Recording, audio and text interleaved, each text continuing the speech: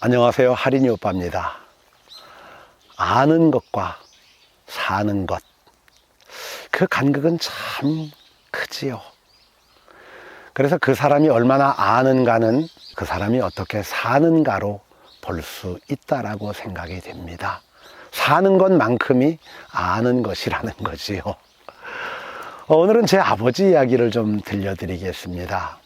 제 아버지는 강원도 평창 오대산 중턱의 화전민의 자녀로 태어나서 첩첩산중에서 바깥 세상을 본 적이 없던 분이었습니다. 조상 때로부터 내려오던 화전을 일구는 일, 평생 그렇게 사시다가 경기도 이천으로 이사를 하셨는데, 어린 시절 제 기억 속에서는 강원도 평창에서 배웠던 아버님의 모습이 늘 생생하게 살아 있습니다. 제 아버지는 늘 5일장 2일 7일이었는데 대화장날이 되면 특별히 뭘 할 게 없는데도 장애를 가시는 겁니다.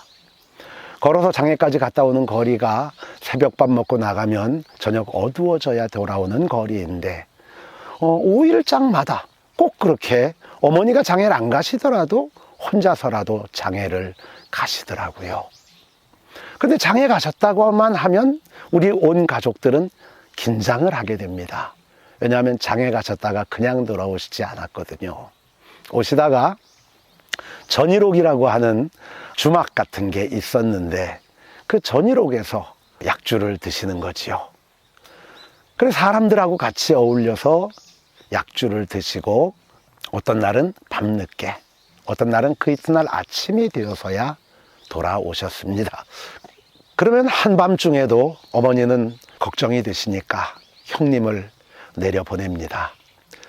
전이로까지 내려가는 거리 1시간 반 이상을 걸어야 되는 거리인데 형님은 거길 가가지고 술이 취해서 주무시고 계시는 아버지를 이렇게 반강제로 들쳐업고 그리고 돌아오곤 했었습니다. 돌아오시고 나면 그때부터 집안은 이제 6.25 난리는 난리도 아닙니다. 이제 큰 난리가 벌어지지요. 아버님의 고정 레파토리가 있었습니다. 술이 취하시면요, 다 나와! 이놈의 종자들 다리몽생이를 다 분질러 버릴 거야. 그러시면서 아버님 키가 158cm 밖에 안 되셨거든요. 자그마하신 키에 문지방 위에 고미반자, 거기에 이렇게 뭘 꺼냅니다. 거기에는 도끼자루, 괭이자루, 농기구 자루를 하려고 물풀의 나무를 베어다가 놓은 것들이, 막대기들이 있습니다. 그 중에 하나를 꺼내가지고 두드립니다. 방바닥을 치며 어머니에게 닥달을 시작합니다. 언놈이야, 당장 대! 언놈하고 놀았어! 그럼 어머니가 그 술 취해갖고 주정을 하시는 아버지를 붙잡고 말합니다. 아니, 이 첩첩산중에 누가 왔다고 그럽니까? 누구라도 좀 왔으면 좋겠습니다. 그러면은 아버지가 또다시 거짓말을 하고 있다고. 어디서? 누구 앞에서 거짓말이냐고. 다 안다고. 사실대로 말하라고. 아버지가 막 이럽니다. 그럼 우리는 다들 간이 이렇게 콩알만해져 가지고 이렇게 한쪽 구석에 다 찌그러져 있지요. 그러면 한참 동안 어머니에게 닥달을 하시다가 그 다음에는 형님 이름을 부릅니다. 종근아!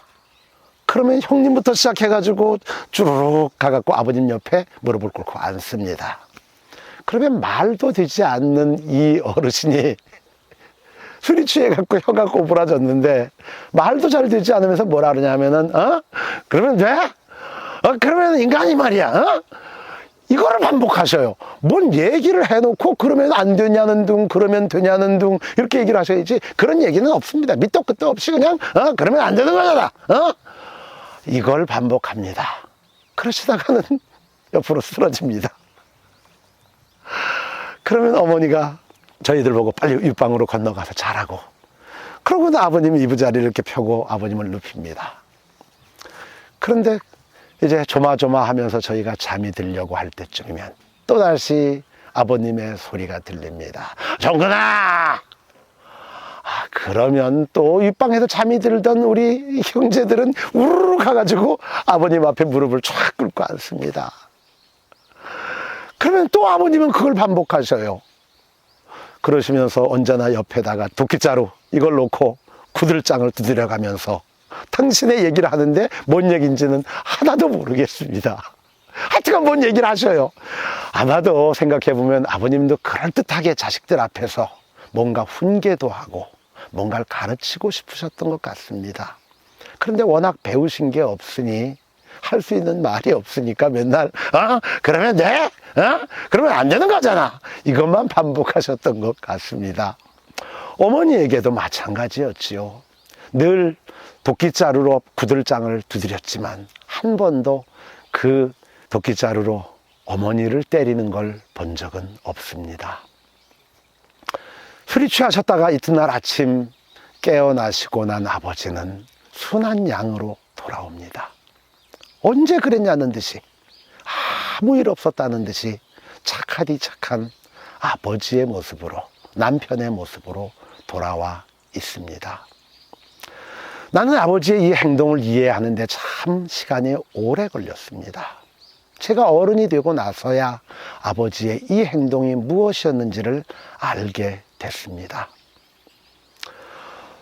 아버님이 20대 청년의 그 나이, 산속에서만 살았는데 어느 날 갑자기 홍천 산골짜기에 살던 웬 여자를 데려다가 이제 이 여자랑 같이 살으라고 얘기를 합니다. 결혼을 그렇게 했습니다. 그래서 어느 날 자고 일어나 보면 옆에 웬 여자가 누워 있지요. 이제는 한 가정을 꾸려야 하는 가장이 된 겁니다. 세상을 어떻게 살아야 하는지, 가정을 어떻게 다스려야 하는지, 여자가 뭔지, 사람이 무엇인지에 대하여 한 번도 제대로 된 가르침을 들은 적이 없는 그분이 얼마나 당혹스럽고 얼마나 힘들었을까라는 생각을 해봅니다. 그러다 보니 연년생으로 주르륵 막 아이들이 태어납니다. 그러니 자고 일어나 보면 예전에는 낯선 여자 하나 있었는데 그 옆에 올망졸망 아이들이 붙어 있습니다.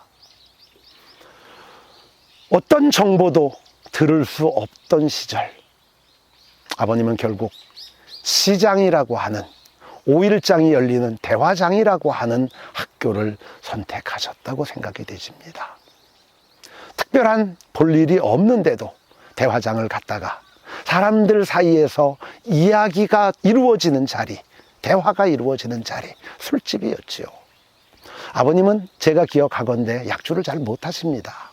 조금만 드셔도 이렇게 몸을 잘 가누지 못하시는 정도의 그런 분이셨지요. 그런데 이분이 이기지도 못하는 술을 마시고 도끼자루를 꺼내서 구들장을 두드리며 온 가족에게 으름장을 놓던 그 모습이 무엇이었을까? 그 시절 많은 사람들이 그냥 흔히 하던 얘기 있지 않습니까? 여자와 북어는 사흘도리로 패야 된다. 그러지 않으면 바람 나가지고 나간다. 아마도 그 전일옥이라고 하는 술집에서 화투도 치고 이러는 사람들 사이에서 오가는 대화, 그것을 귀 기울여 듣지 않으셨는가라고 생각이 되집니다. 여자와 북어는 사흘도리로 패야 된다. 그래야만 가정을 꾸릴 수 있다. 이것이 아버지가 들었던 가정을 꾸리는 지혜, 가르침의 전부가 아니었는가라는 생각이 들어졌습니다. 그래서 못 이기는 술을 마시고, 그리고는 차마 몽둥이로 어머니를 때리지도 못하면서 소리만 지르는, 가장으로서의 위엄만 세우려고 하는 그런 분이 아니었는가 생각이 되집니다. 우리가 인생을 살면서 필요한 지식, 그거 유치원 때 다 배우지 않았습니까? 저는 유치원을 나오지 않아가지고 초등학교 가서야 배웠습니다. 어떻게 살아야 하는지 우리 다 배우지 않았습니까? 그런데 우리 그렇게 삽니까? 아는 것은 참 많아졌지요. 아는 것은, 지식은 너무너무 많이 풍요로워졌지요. 그런데 삶은 왜 이렇게 피폐해져 갑니까? 단 하나를 알더라도 그 안 한 가지를 자신의 삶으로 살 수 있는 사람.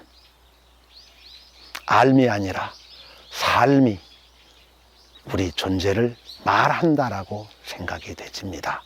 사는 만큼이 아는 것입니다. 많이 안다고 자랑스러워할 일이 아니라는 거지요. 저는 아버지의 이 가르침을 늘 마음에 새기며 내가 알고 있는 단 한 가지의 진실이라 하더라도 한 가지의 진실을 어떻게 삶으로 구현할까를 고민합니다. 삶을 삶으로 살아내려고 온몸으로 몸부림치는 사람들, 바로 산무국 사람들입니다. 그런 삶이 궁금하고 그런 삶이 그리운 사람들은 와보십시오. 산무국으로.